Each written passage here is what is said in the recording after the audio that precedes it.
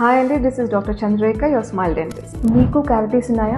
2 times brush చేస్తున్నా, floss చేస్తున్నా, sugary diet కంట్రోల్గా ఉంది, జంక్ ఫుడ్కి దూరంగా ఉన్నా కూడా డెంటల్ ప్రాబ్లమ్స్ తగ్గట్లేదు, క్యావిటీస్ అలాగే ఉంటున్నాయి, రిపీటెడ్గా వస్తున్నాయి, గమ్ ప్రాబ్లమ్, సెన్సిటివిటీ, ఇలా రకరకాల ప్రాబ్లమ్స్ వస్తున్నాయి డాక్టర్ అని నా దగ్గర కూడా చాలా మంది పేషెంట్స్ అడుగుతూ ఉంటారు. Because overall health is equal to overall health. ఇది ఎప్పుడు మర్చిపోవద్దు. దీనికి అర్థం మట్టికి యూఆర్ మిస్సింగ్ అవుట్ సంథింగ్ అని, విచ్ ఈస్ లైక్ మనకి తెలియని సైలెంట్ ఫ్యాక్టర్స్ కూడా కొన్ని డెంటల్ ప్రాబ్లమ్స్ కి కాంట్రిబ్యూట్ చేస్తాయి. సో ఆ సైలెంట్ ఫ్యాక్టర్స్ ఏంటో మనం ఈరోజు చూద్దాం. 1 ఫ్యాక్టర్ వచ్చేసి సలైవా, అదేనండి లాలాజలం. సో దీన్ని ఫర్గాటన్ హీరో అని అనుకోవచ్చు. ఎందుకని అంటున్నారా? దాని ప్రాపర్టీస్ అన్ని కూడా ఎలా ఉంటాయంటే మన టీత్ కి న్యాచురల్ గా ప్రొటెక్టివ్ గా ఉండేలాగా ఉంటాయి అన్నమాట. మనకి ఇనఫ్ క్వాంటిటీ సలైవా ప్రొడ్యూస్ అవ్వనప్పుడు డ్రై మౌత్ అని అంటాము. సో అలాంటప్పుడు మనకి క్యావిటీస్ కానీ, గమ్ ప్రాబ్లమ్స్ కానీ, సెన్సిటివిటీ ఇష్యూస్ కానీ ఇవన్నీ కూడా చాలా కామన్ గా వస్తూ ఉంటాయి. సో బట్ ఈ డ్రై మౌత్ అనేది కొన్ని మెడికేషన్స్ వల్ల రావచ్చు, కొన్నిసార్లు స్ట్రెస్ఫుల్ వల్ల రావచ్చు, కొన్నిసార్లు కొన్ని సలైవరీ రిలేటెడ్ ఇష్యూస్ వల్ల కూడా రావచ్చు.